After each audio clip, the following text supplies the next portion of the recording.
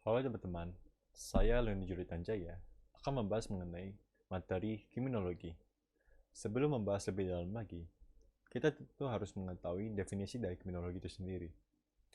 Kriminologi menurut salah satu ahli yang bernama Gerdus Petrus Hofnagels mengatakan bahwa kriminologi merupakan salah satu ilmu pengetahuan empiris yang dihubungkan dengan norma hukum yang mempelajari tentang kejahatan serta proses-proses formal maupun informal dari kriminalitas, situasi kejahatan dengan masyarakat, sebab-sebab, dan respon-respon resmi maupun tidak resmi terhadap kejahatan, penjahat, dan masyarakat oleh pihak di luar penjahat itu sendiri. Dengan begitu, kriminologi bisa dibilang merupakan ilmu pembantu dalam hukum pidana, yang bertujuan untuk memberikan pemahaman-pemahaman mengenai kejadian-kejadian kejahatan, mulai dari penyebabnya, hingga upaya apa yang dapat dilakukan untuk menanggulangi kejahatan tersebut. Definisi kejahatan itu sendiri menurut beberapa pakar kriminologi adalah criminal behavior is behavior in violation of criminal law yang dikemukakan oleh Sutherland pada tahun 1978. Selain itu, Nadler di tahun 1984 juga mengatakan bahwa a crime is intentional violation of the criminal law. Sehingga jika kita translate ke bahasa Indonesia, kurang lebih definisi dari kejahatan itu sendiri merupakan suatu perilaku atau kegiatan yang mengandung unsur kesengajaan untuk melanggar peraturan atau perundang-undangan itu sendiri. Setelah mengetahui definisi atau pengertian dari kriminologi, tentu kita ingin tahu apa tujuan dari kriminologi itu sebenarnya. Tujuan kriminologi dapat kita bagi menjadi dua macam, yaitu secara umum dan secara konkret. Secara umumnya, tujuan kriminologi adalah untuk mempelajari kejahatan-kejahatan dari segala aspek, sehingga kita dapat memperoleh pengalaman dari kejadian kejahatan tersebut lebih baik lagi. Sedangkan secara konkretnya, kriminologi dapat digunakan untuk beberapa hal, seperti untuk bahan masukan untuk membuat undang-undang. Hal ini dapat bertujuan untuk menambahkan undang-undang maupun dapat menjadi pertimbangan untuk pencabutan undang-undang. Yang kedua adalah menjadi bahan masukan terhadap penegak hukum untuk memproses beberapa kasus, serta bisa jadi pencegahan untuk beberapa kejahatan. Dan ketiga adalah dapat memberikan kepada masyarakat informasi terkait pengamanan dan pencegahan masyarakat di lingkungan masyarakat. Di dalam kriminologi sendiri, memiliki dua hal yang jadi fokus utama kriminologi, yaitu mengenai apa yang menyebabkan orang untuk melakukan kejahatan, dan kedua adalah sanksi apa yang paling cocok untuk diberlakukan kepada setiap pelanggar atau pelaku kejahatan. Mengenai hal apa yang membuat atau menyebabkan seseorang melakukan kejahatan, kita dapat membagi hal ini menjadi tiga macam penjelasan. Yang pertama adalah penjelasan spiritual, yang dapat berupa pengaruh dari setan atau yang biasa disebut dengan dirasuki atau kerasukan oleh makhluk halus atau seperti setan. Yang kedua adalah penjelasan natural, yang berdasarkan sifat asli dari manusia itu sendiri, yang terkadang diri kita sendiri yang menentukan untuk melakukan hal baik maupun hal buruk. Karena memang sifat asli manusia lah yang lebih mementingkan diri sendiri dibandingkan sesama. Yang ketiga adalah penjelasan saintifik atau science, yaitu berdasarkan kejahatan yang telah terjadi, yang kemudian diriset dan diteliti kembali untuk menemukan penyebabnya. Kejahatan sendiri memiliki beberapa jenis. Salah satunya adalah white collar crime. Istilah white crime ini sendiri dikemukakan oleh salah satu kriminolog bernama Sutherland pada tahun 1939, yang dimana ia berkata bahwa white collar crime adalah a crime committed by a person of respectability and high social status in the course of their occupation. Yang berarti bahwa kejahatan ini dilakukan oleh seseorang yang terhormat dan berstatus sosial tinggi di pekerjaannya. Dalam lingkup kerja orang tersebut, biasa ada di kalangan perusahaan, perdagangan, hingga pemerintahan. White collar crime ini sendiri biasa selalu berhubungan dengan masalah ekonomi atau keuangan, yang dimana pelaku kejahatan ini biasa melakukan kejahatan berupa pencurian uang. Dan dikarenakan melibatkan pelaku-pelaku yang latar belakangnya berstatus sosial tinggi atau bisa dibilang memiliki kekuasaan, maka biasa kasus white collar crime ini sulit untuk dituntaskan secara penuh. Di Indonesia sendiri sudah memiliki banyak kasus-kasus pencurian uang yang dilakukan oleh beberapa oknum yang dari pemerintahan. Contohnya ada Gayus Tambunan. Untuk saya, Gayus Tambunan merupakan salah satu nama yang tidak asing di telinga, Bahkan Gayus Tambunan pernah dibawakan lagu yang mungkin kalian pernah dengar. Kasus yang melibatkan Gayus Tambunan ini merupakan kasus penyalahgunaan wewenang yang dimilikinya selama menjadi petugas pajak, dan ditambah dengan penyuapan yang dilakukannya kepada polisi hingga hakim, serta dengan memasukkan keterangan saat proses penyidikan, membuat Gayus dinyatakan bersalah atas tindakannya. Dan tentu yang membuat Gayus lebih disorot lagi, di saat dimana ia harusnya mendekam di rumah tahanan Brimob, dia justru tertangkap kamera sedang menonton pertandingan di Bali dan ketahuan dapat pergi ke Singapura.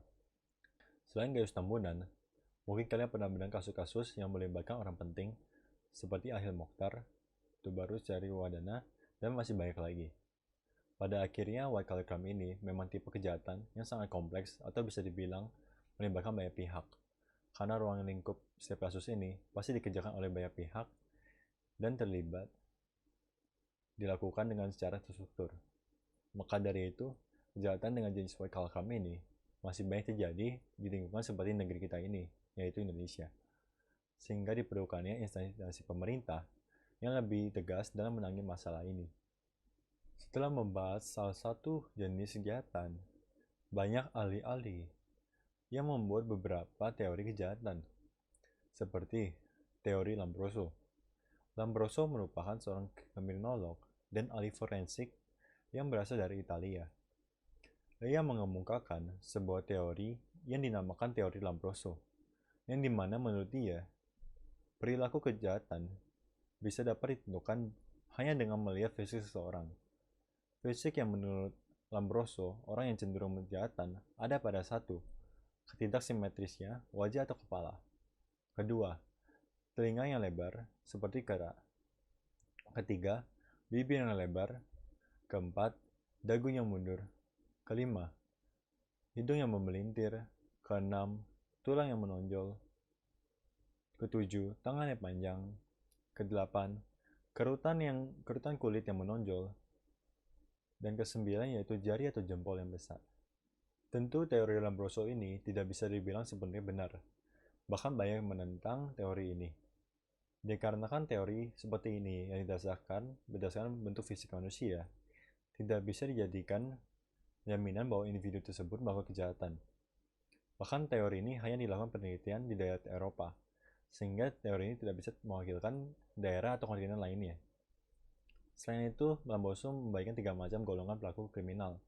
Yang pertama ada born criminal, yang merupakan bakat berperilaku kriminal atau jahat yang dimiliki seseorang sejak lahir orang tersebut. Kedua ada insane criminal, yang mengatakan bahwa perilaku kejahatan bukanlah sejak orang lahir, melainkan disebabkan penyakit jiwa yang mengalami perubahan di otak mereka. Ketiga ada criminaloid, yang merupakan golongan terbesar penjahat, di mana dalam golongan ini, pelaku kriminal merupakan orang-orang yang tidak memiliki ciri khas, tidak memiliki penyakit kejiwaan, tetapi memiliki rasa emosional yang tidak dapat ditahan, sehingga dalam perilakunya, ia bisa melakukan tindakan yang sangat kejam, bahkan sadis. Sehingga aspek-aspek itulah yang membuahkan Lombroso 2 macam hipotesa, yaitu seriousness increase, frequency of occurrence decrease, di mana tingkat seriusan kejahatan meningkat, disitulah frekuensi kejahatan menurun. Dan seriousness decrease, frequency of occurrence increase, yang merupakan kebalikannya, yaitu di mana tingkat seriusan kejahatan menurun, disitulah frekuensi kejadian kejahatan meningkat. Selain itu juga ada suatu teori yang disebut routine activities theory. Dalam hal ini ada 3 hal yang saling berkaitan, yaitu dengan dari satu, pelaku yang termotivasi atau motivate offenders. Kedua itu target cocok untuk menjadi korban kejahatan atau bisa dibilang suitable target of criminal victimization.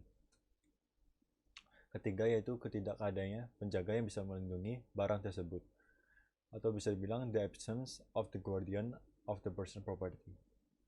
Antara 3 hal ini saling berkaitan.